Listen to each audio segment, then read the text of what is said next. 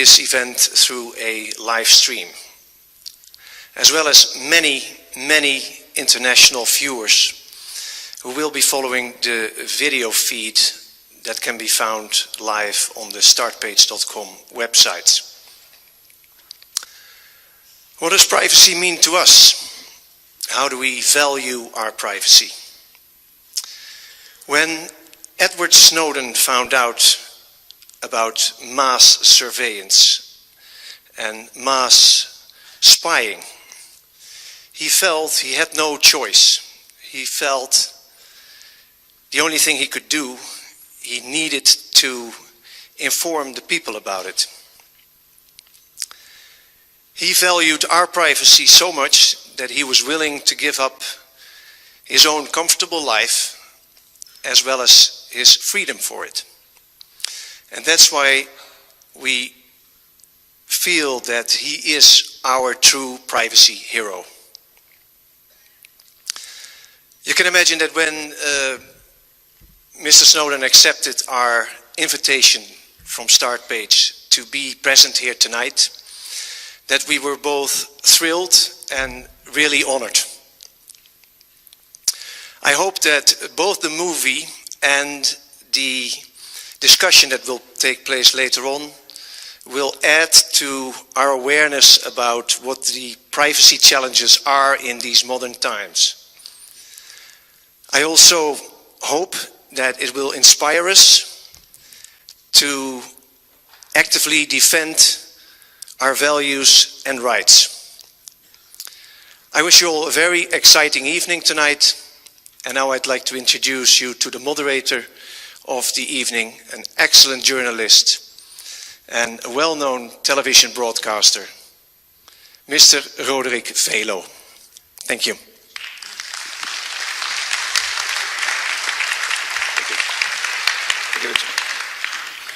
So good evening to all the people, not only here in this wonderful theater of Tuschinski, but also welcome to all the people around the world who are looking now to our feed. And we're very happy that everybody watches. We're going to talk to Mr. Snowden, and I hope that Mr. Snowden is already there. Mr. Snowden, are you there? Edward Snowden. Can you hear me now?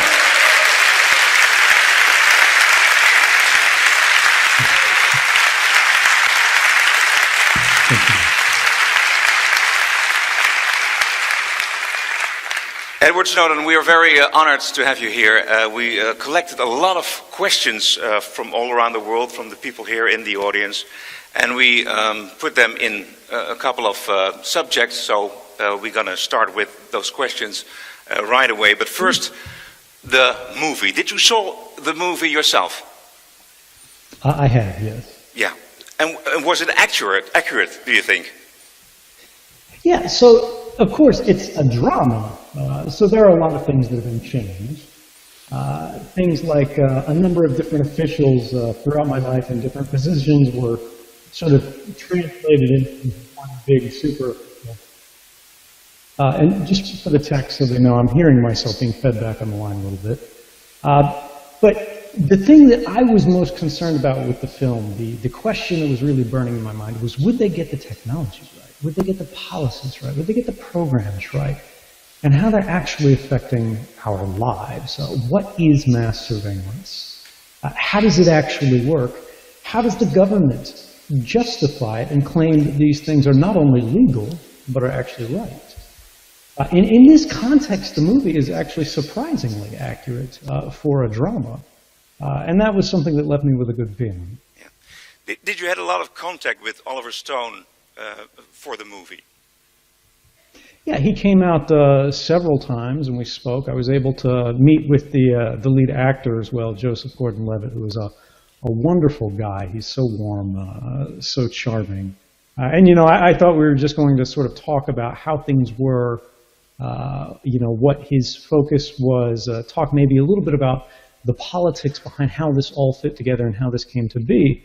But he didn't tell me, but of course, as an actor, what he was actually there for was to try to understand how I move, how I speak, my little mannerisms and things like that. And he tried to put that into the film. Fantastic. Was the trick, the famous trick with the Rubik's Cube, when you left the NSA, was that real? Happened that in real life, or is it just a way to, you know, to hide the real reason how you smuggled the chip?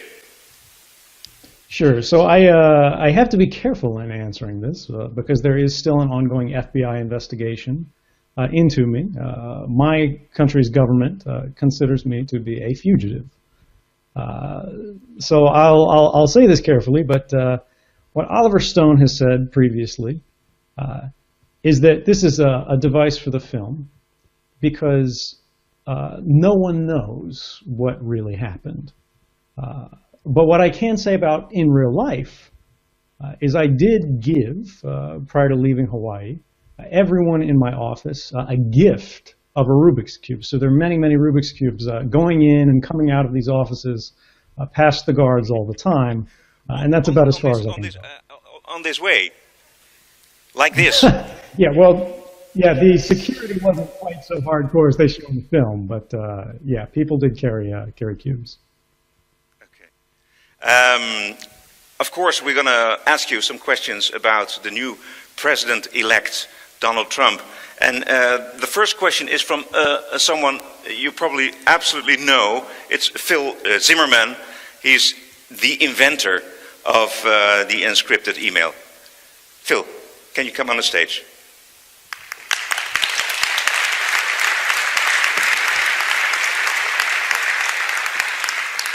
Hi. I don't hear anything. Let's see. Is there a switch on No, this? he is on. Okay. I think. Yeah. Okay. Well, you know, a couple of years ago, I went to Moscow to speak at a conference, and I thought maybe I'd figure out a way to be able to meet you, but that never came to pass.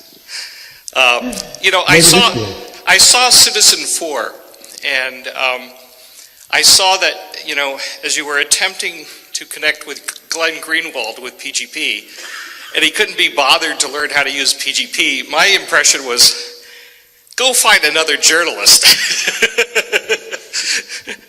So, anyway, you know, when I wrote the PGP manual about 25 years ago, I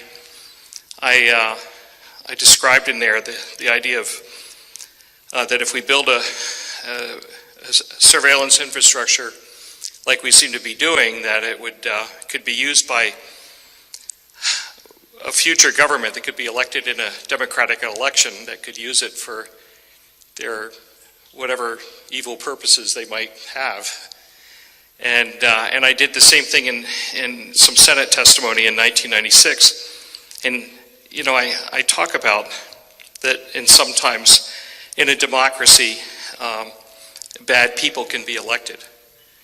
And if they inherit a technology infrastructure, a surveillance infrastructure, like what we've constructed, then they can use that to hang on to power.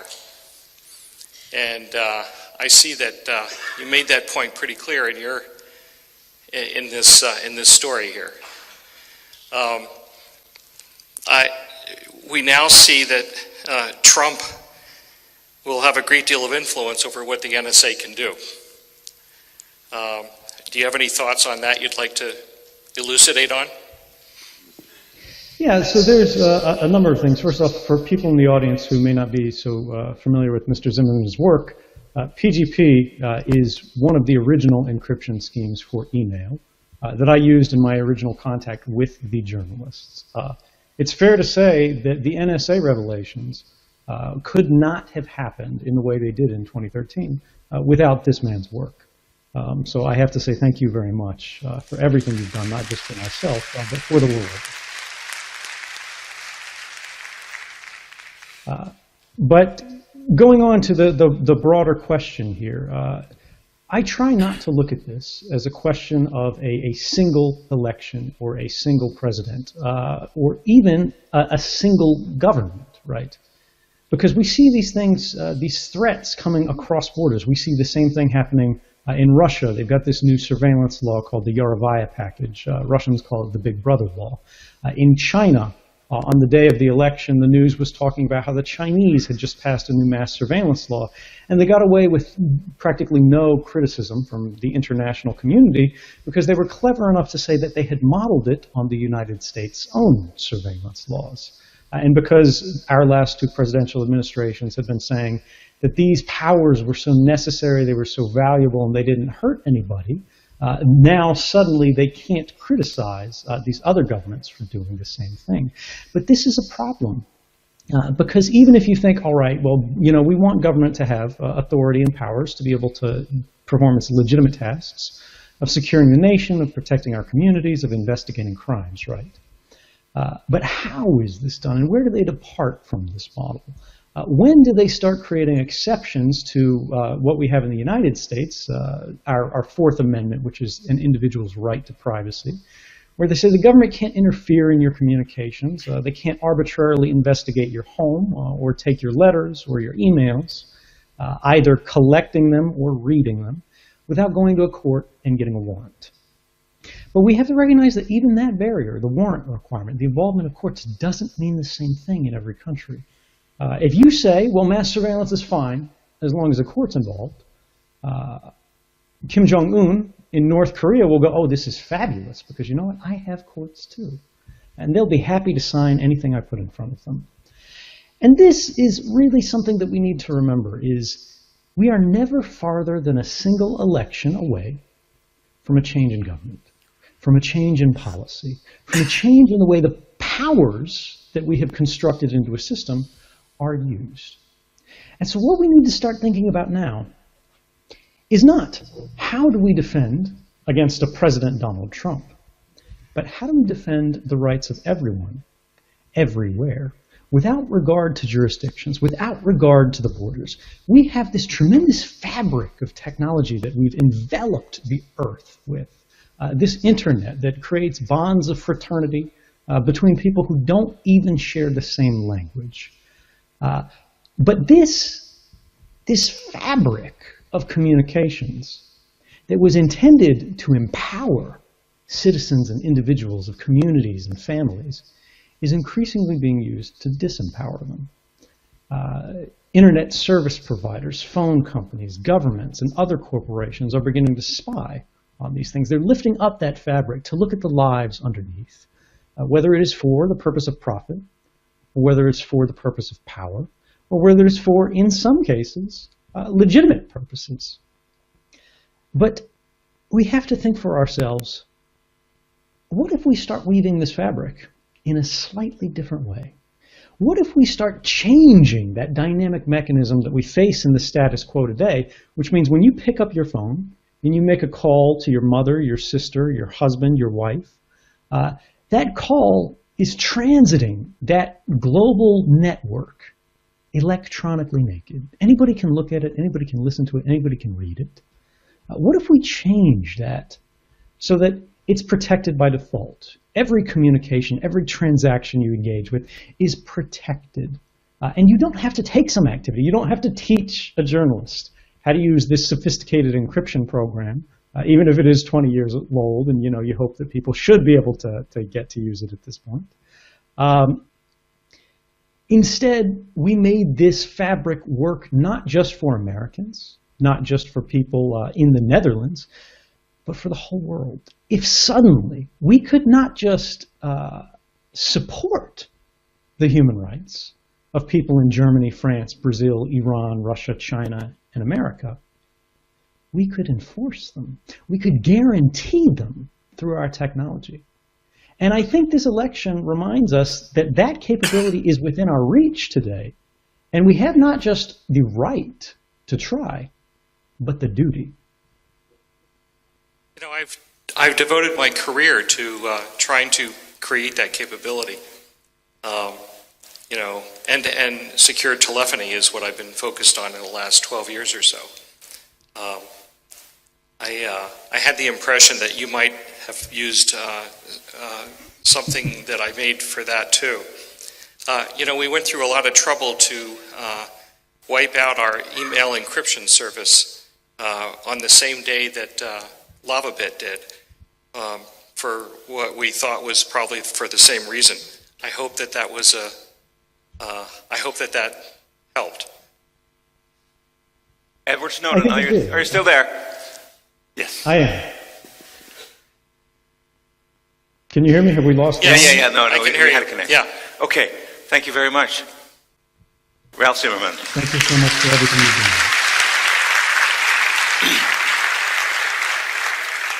I think we like to see Edward Snowden all the time, don't you? There he is. Edward Snowden, one more question about the president-elect, the elections. Did you follow the elections? I did. I think everybody in the world did. Yeah. So, is the outcome better or worse for your case? You know, for me, I try to focus on the issues that matter the most here. And while I obviously care about what happens to me, I am the least important part of any of this. This is not about me. This is about us. And when I see these changes in government, where we see these candidates who are extremely authoritarian, they believe that if we have the power to do something, we should do something. We stop thinking about wrong or right. We stop thinking about should or should not. And instead we focus strictly on can or cannot. These, I think, are civic dangers to everyone. And these are the things that we have to focus the most on resisting, not individual cases, but broad social cases. And this is the thing that I think we begin to forget when we focus too much on a single candidate. The current president of the United States, President Barack Obama, campaigned on a platform of ending mass surveillance in the United States. He said no more warrantless wiretapping. He said he would investigate and end criminal activities that occurred under the prior administration, in the Bush era. We're talking about torture. We're talking about extrajudicial killings. And we all put a lot of hope in him because of this.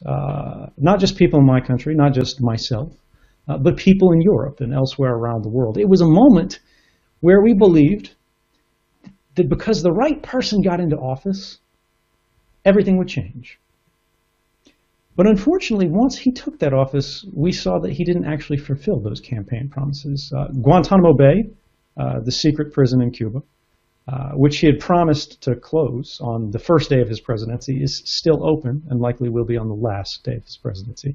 He embraced the policies of mass surveillance, extended them, and entrenched them. And this isn't to criticize this president particularly. This is not to say Obama is what we should be worried about.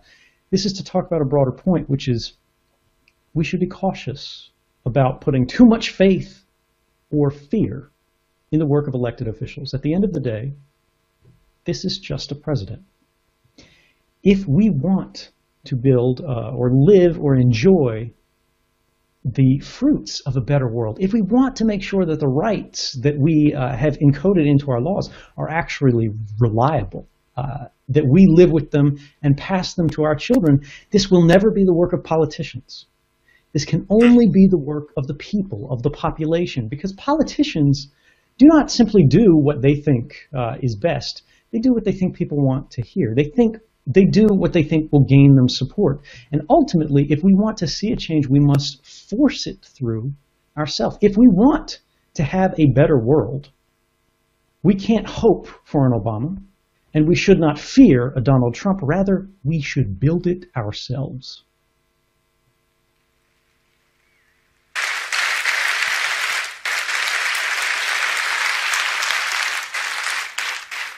Okay, other subject. Thank you. A question out of the many questions we got about U.S. companies. U.S. laws like the Patriot Act require U.S. businesses to cooperate with government surveillance.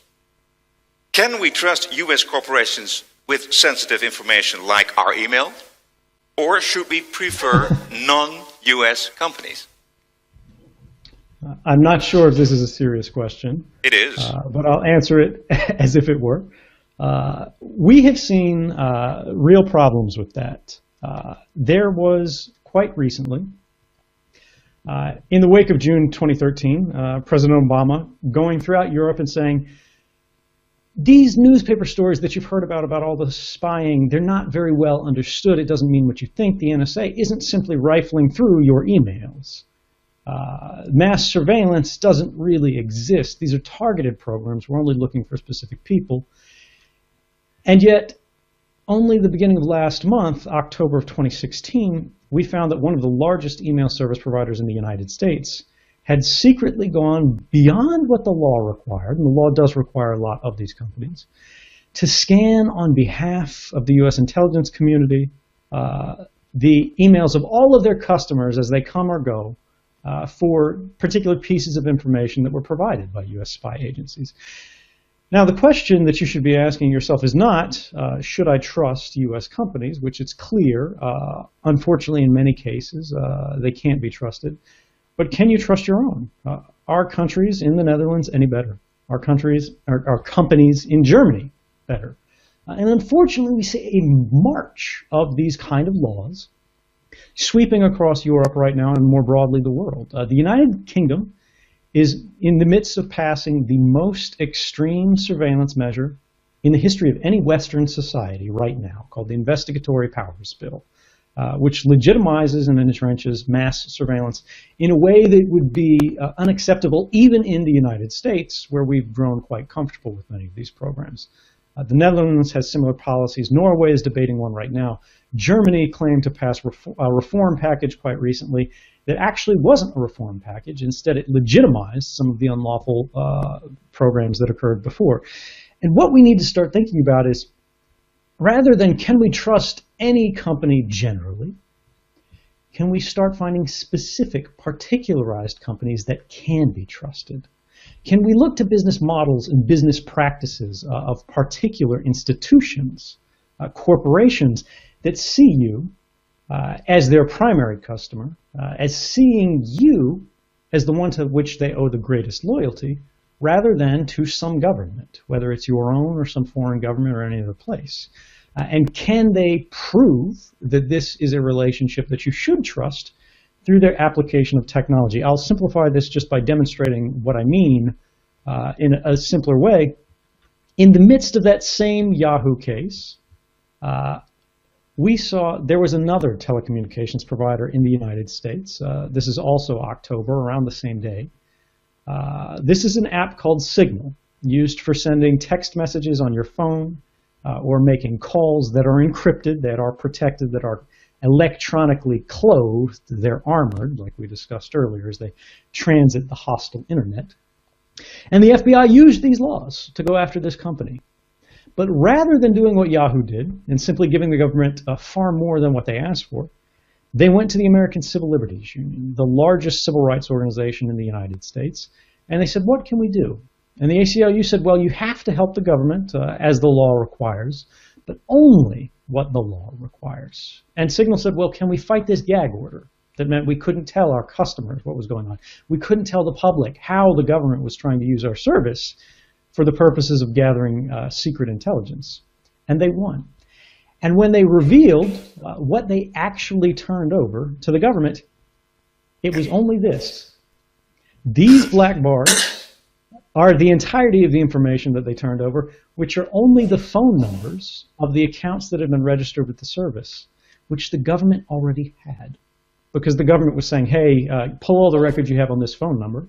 And they said, all right, here are all the records that we kept. And the only information they had was when the account was created and the last time it was connected. Because this company, Signal, this app provider, they weren't spying on their customers. That was not their business model. They weren't collecting records that they could then be forced to turn over.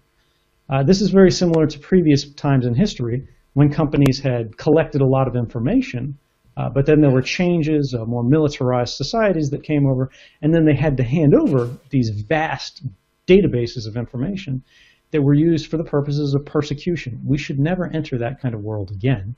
And the best way to defend against it is to make sure that you do not collect information as a business that you do not need.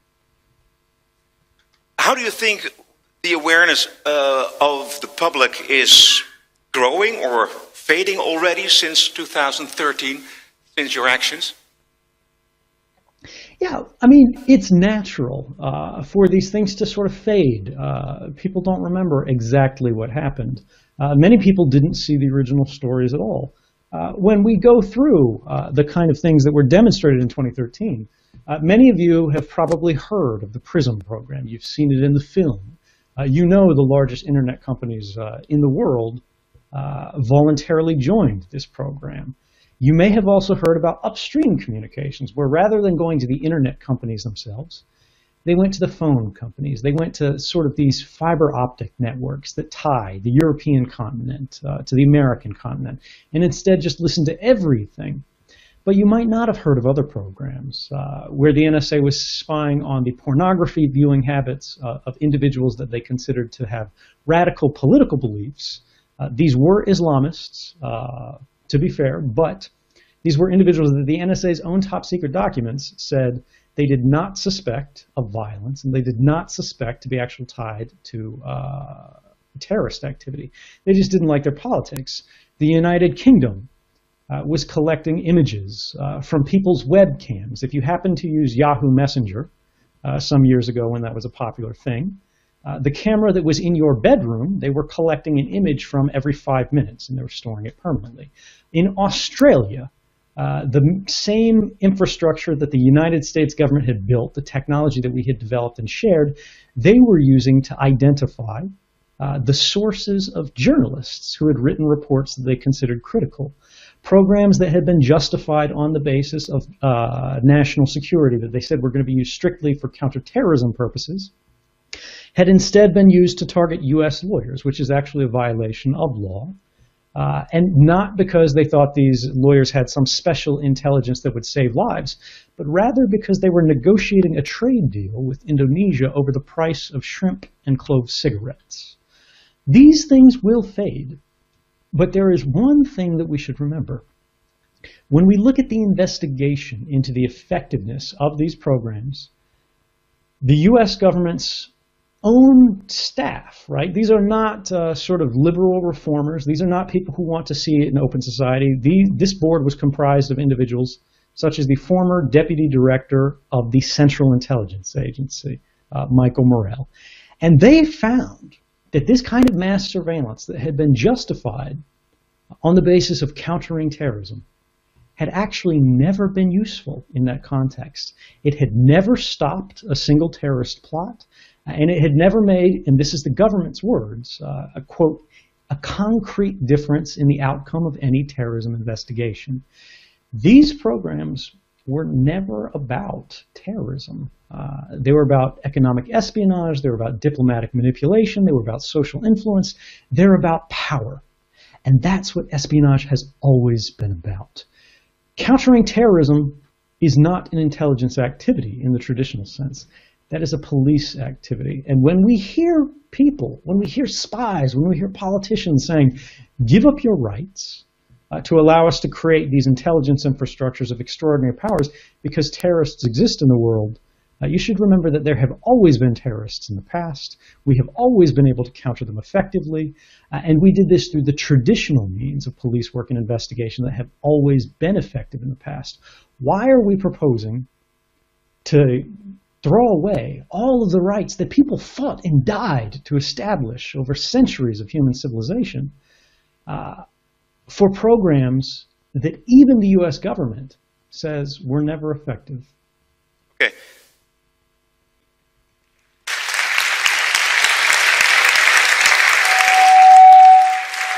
You say mass surveillance is not productive for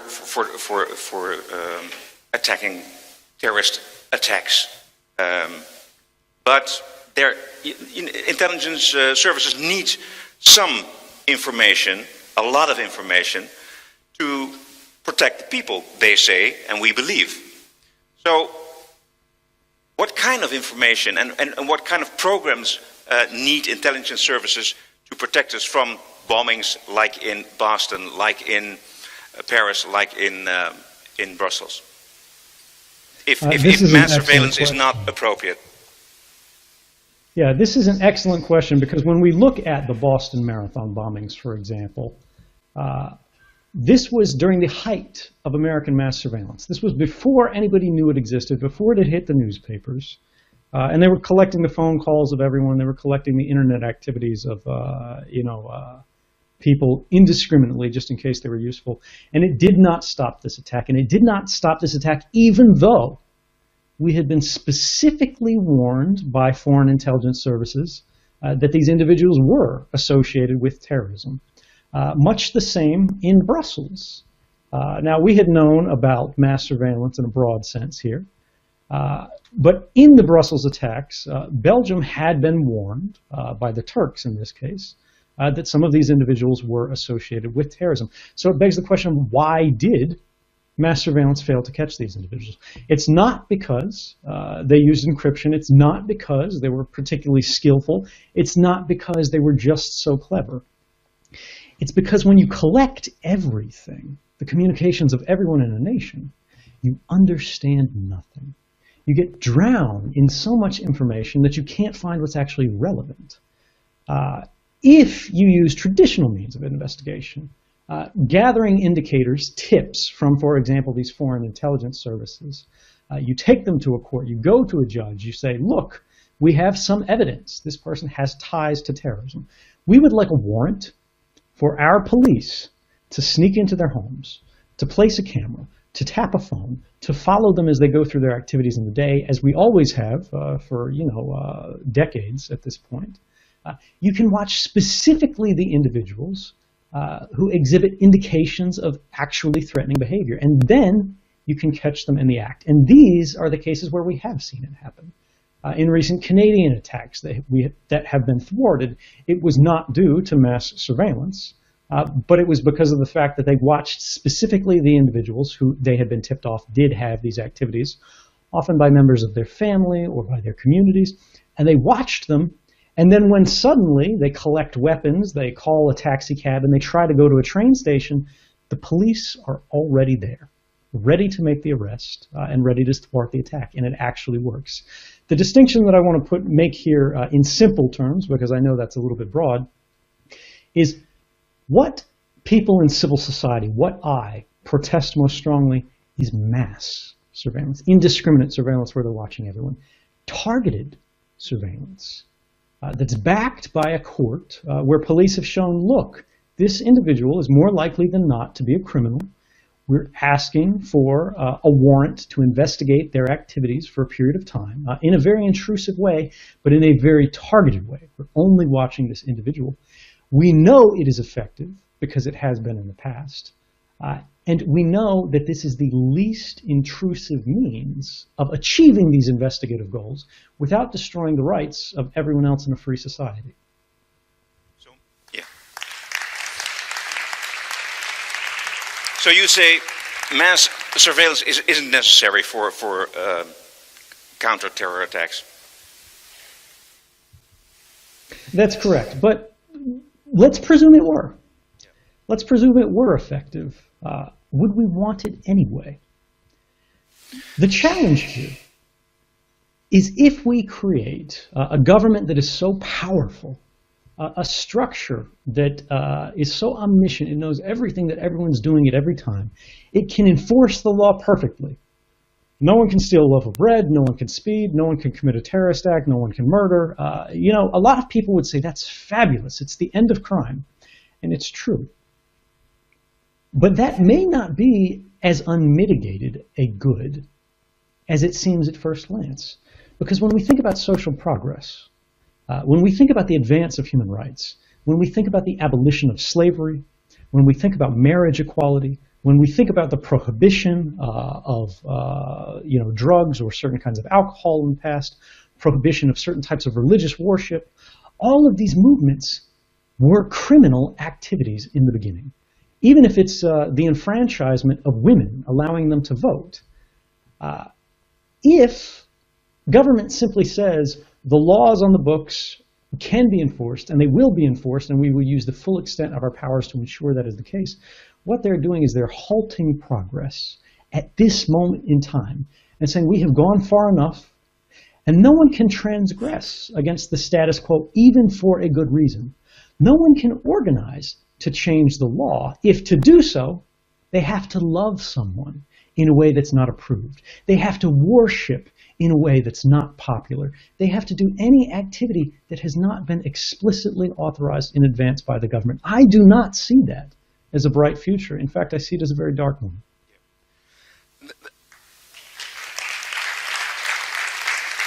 I really like to ask you what we can do about that. But first, this is quite a bad situation where we're in now.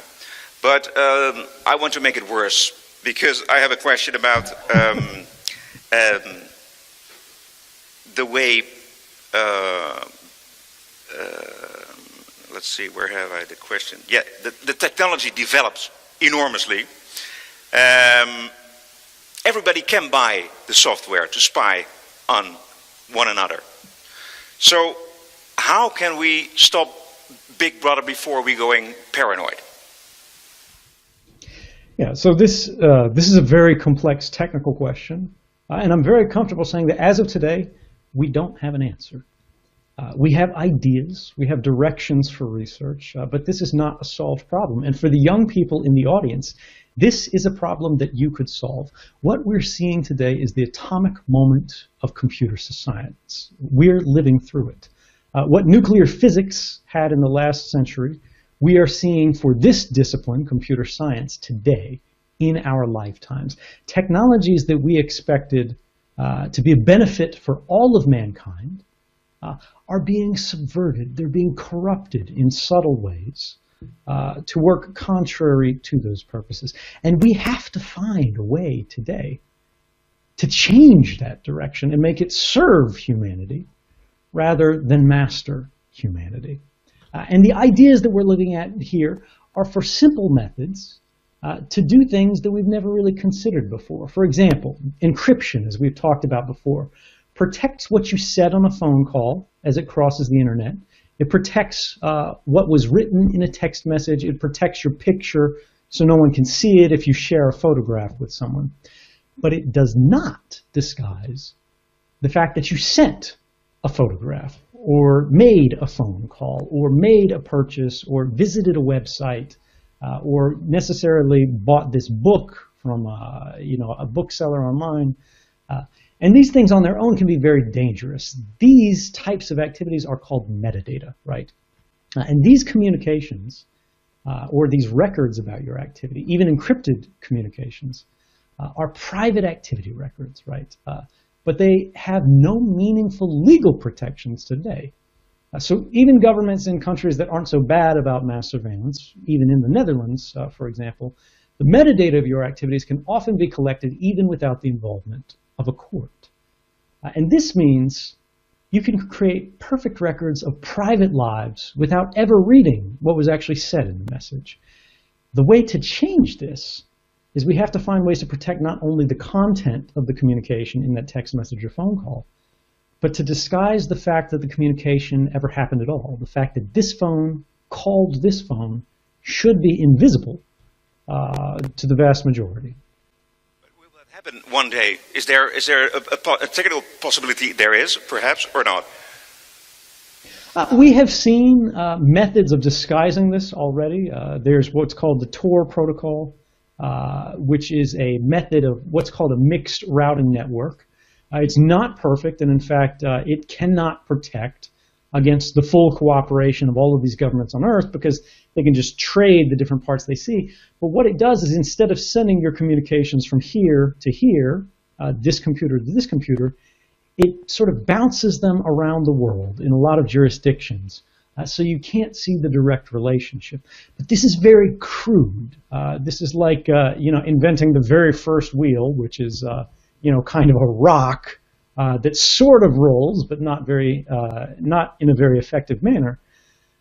But as we refine these capabilities, as we look for more models of achieving the same ends, it is perhaps possible. And the easiest way to illustrate this is the way that radio frequency broadcasts work. For example, if you think of the prior generation, or as you listen to music in your car, there's a tower somewhere that's sending communications, and anyone can hear them, but there's no record of who is actually listening, who actually received the signal. That's not to say this is an effective means for resolving our problems today in this context, but there are many things that we thought impossible problems in the past. But eventually, through dedication, by pursuing the problem and by recognizing that these things matter, we found solutions. Can you name 3 very practical things how we all can protect ourselves today for spying, by other people, other corporations, governments? Certainly. The first thing would be careful about what you share with large service providers. When you're talking about Google, when you're talking about Facebook, everything you type in that Google prompt is being stored and saved forever. They're not asking you if you want that, they're just doing that. There are alternatives like StartPage and other providers that don't store that information. There are social networks that are not Facebook. Edward Snowden, you say don't use Google? You say that? I say if you can avoid these things, right? This is all a case for you. You have to decide for yourself what the level of convenience versus threat truly is. But the idea here is you want to control what kind of records are being created and stored about your activities. But more broadly here, we don't want to get into a point by point of doing this, doing that, using this service, not using that service. You want to talk about broad technological capabilities. The first thing you can do is encrypt your devices. If you have a newer iPhone, it's already happening invisibly. If you're using an Android phone, you can go into the settings and encrypt your phone. So if it's lost, a criminal can't just open it and read everything. Use two-factor authentication. We've seen recent hacks about the election in the United States and other things like that, where someone will send you an email that appears that it comes from Google. It looks identical.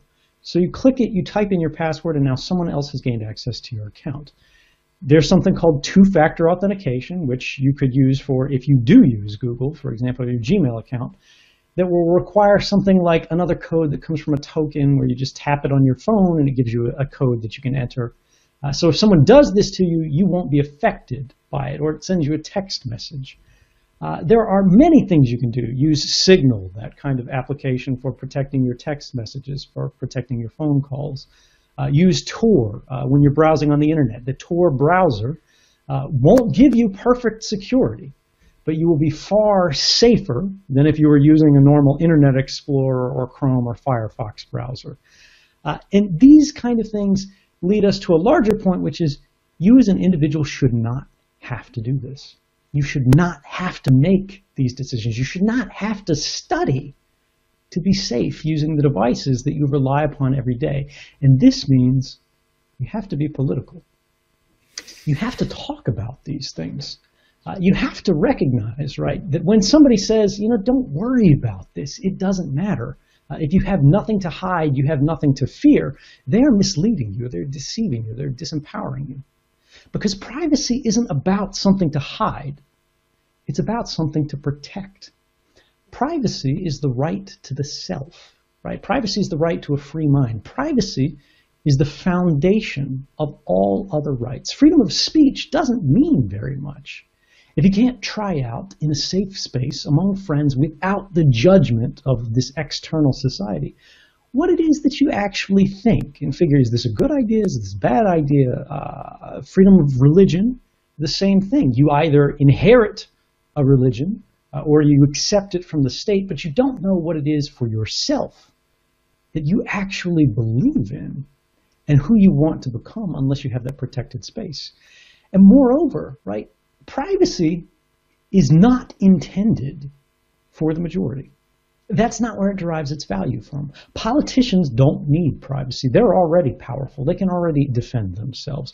The majority can reshape society to their will. They don't need it that much. But minorities, vulnerable populations, people who are a little bit different, people who are a little bit unusual, people who don't fit in, even in a small way, if you disagree with the majority opinion, you are the one that privacy is for. And this is why, when you hear people say things like that, say back, if you argue, if you have nothing to hide, you have nothing to fear. That's no different than saying you don't care about free speech because you have nothing to say. It's an antisocial argument that says it doesn't matter what happens to the rest of society. It doesn't matter what happens to my rights because I'm okay right now. I'm not different. I'm not interesting, and I don't need to be. I'll adapt to whatever the rest of the world wants. And what you're saying is, I don't want freedom. I don't want liberty. I just want to be. And while you might agree with that, I think we can be better. I think we can do more, and I think we should. I think the rights that we inherited are a blessing, something that we should protect and defend and ensure that not just this generation, but every other generation enjoys. That and more.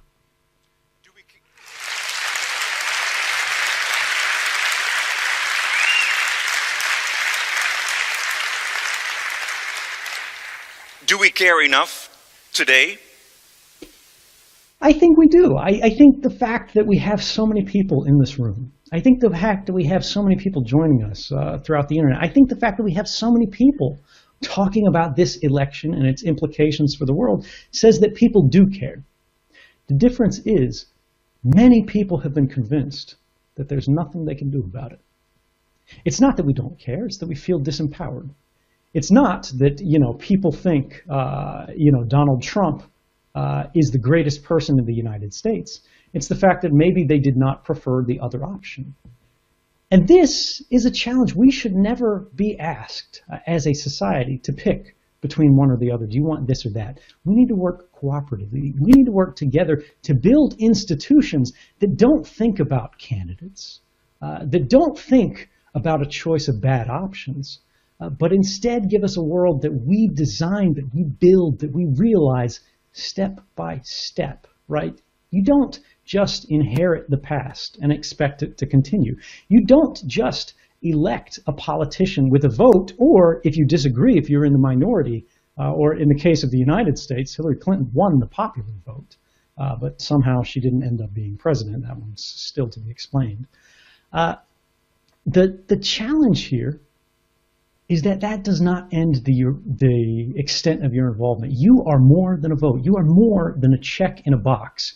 What you do today creates tomorrow. And if you don't start thinking about what you're going to do tomorrow, if you don't start thinking about the day after the election, the year after the election, and every other, you are not thinking about what being a citizen truly means. A vote is a start. A vote matters, but it will never be enough.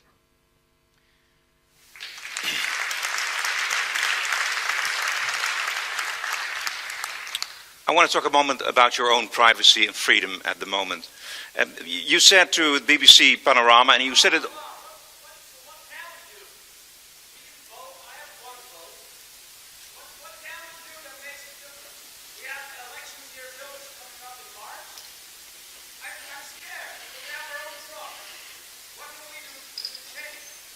Did you hear that? I can't. I'm sorry. Okay. There's no microphone. I explained the question. There was a question out of the room here, and he said, "Well, what can we do? I did vote, and well, it's not enough. What can we do more?" Yeah, this is a great question. So a lot of people ask this because they think about, a lot of the conversation that's happening politically, particularly in the field of privacy, is an expert conversation. We're being excluded from it, not necessarily through a plan, although that does happen in some circumstances, but because it's too hard, it's too difficult. It takes a lot of study and understanding of obscure technology or arcane mathematics.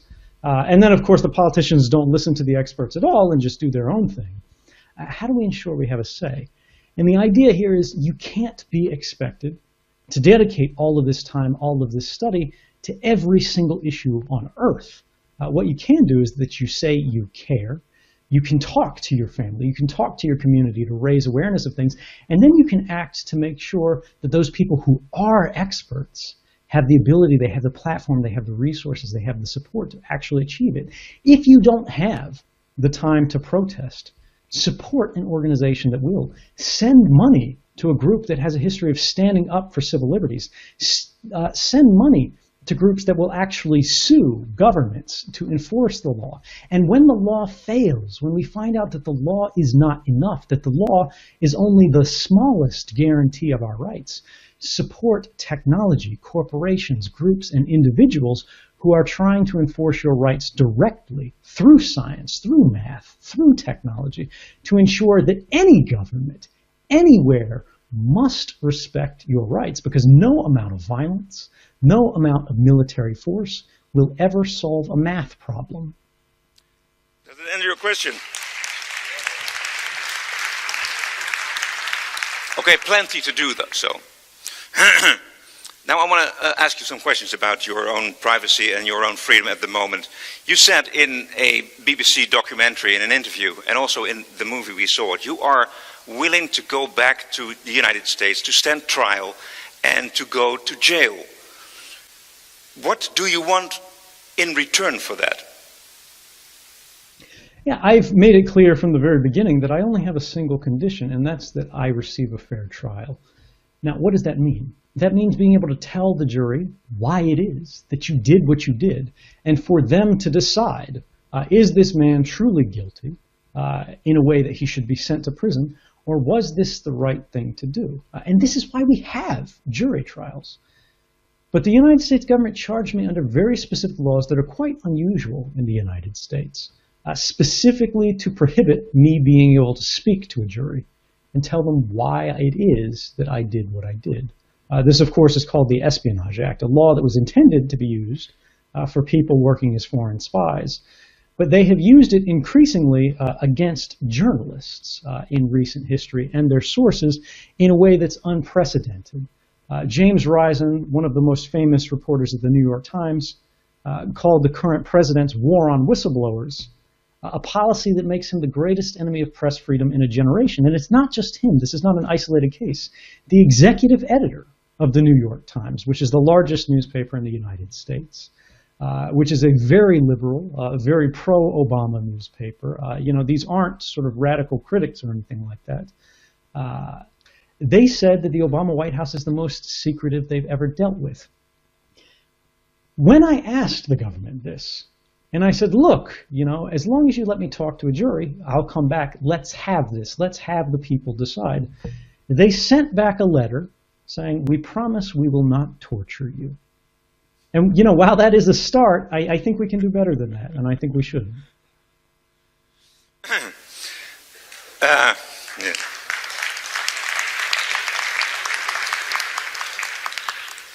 So do you see yourself returning to the United States one day? I certainly hope so. You hope it? Yeah. I mean, it has always been my desire to return to my home. It is my home, right? What I won't do is I won't stand up and serve as a deterrent willingly to scare people away from doing the right thing.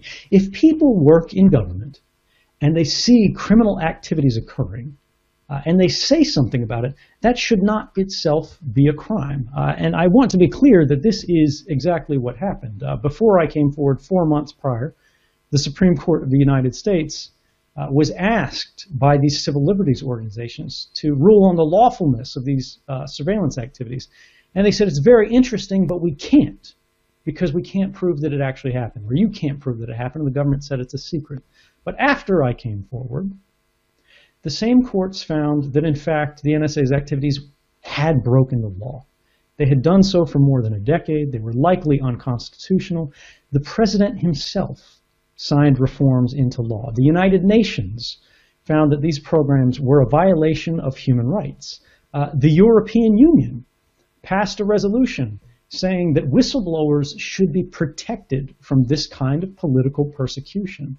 They should not be extradited when they have worked in the public service in good faith to reveal activities of public concern. And the question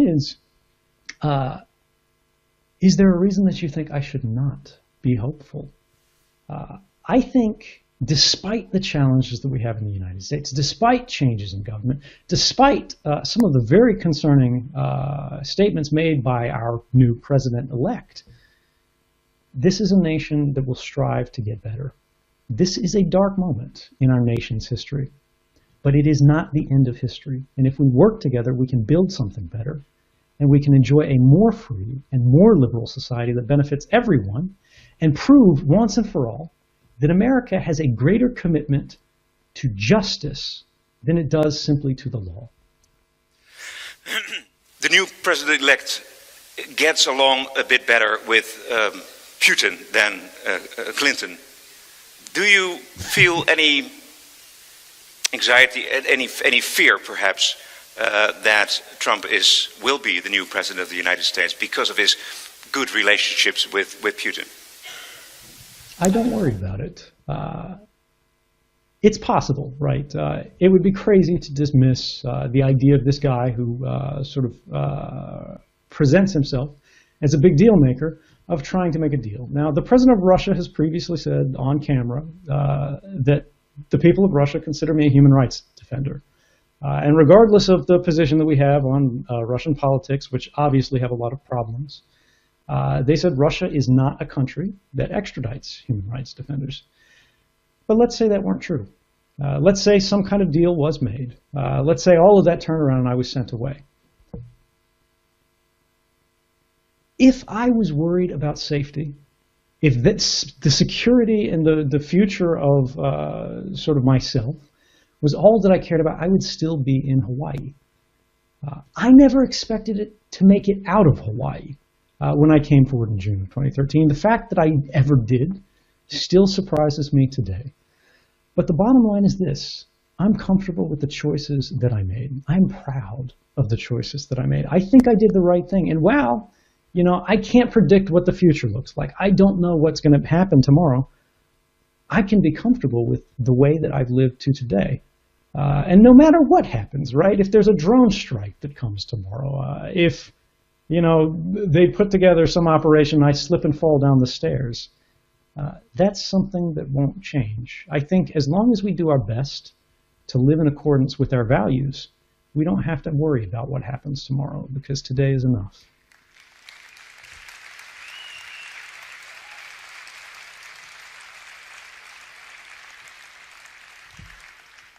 For me, the last question. If you look to the rest of your life, what do you see? Well, so far it's going pretty well, I've got to say. I actually feel more connected. I feel like I have more ability to change the world for the better today than when I was working secretly for the NSA. There was a very long time in the intelligence community where I had no questions about my work. I was proud of what I did. And even in Hawaii, when I came forward, I didn't think the NSA was full of mustache-twirling villains, right? That the place should be burned down, that operations should be shuttered entirely. I felt that there were parts that had gone too far. And there's a lot that I did that I'm still proud of. There's a lot of work of my colleagues that I'm proud of. And I think they do a very valuable thing for the world when they do it in a way that respects people's rights. But today, for me as an individual, I can give a voice to the side of the NSA that is forbidden from speaking. Remember, if you say these things and you work for the United States intelligence community, you go to jail for 10 years for every single statement that you make that they consider to be classified. This is a role that has been missing for far too long. And although, you know, I would eventually like to do other things, I'm very thankful for the role that I'm able to play today. And I hope it provides as much benefit to as many other people as the enjoyment that it provides for me. I mean, I am pretty fulfilled. Thank you very much, Edwin Snowden. Thank you. I wish you the best wishes, and your courage will inspire us to the good thing. Thank you so much. Thank you very much. My pleasure, and have a good night. And stay cool. Stay free.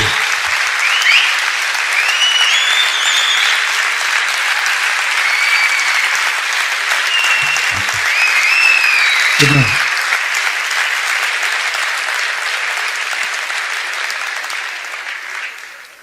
Thank you all very much. This was the end of the evening.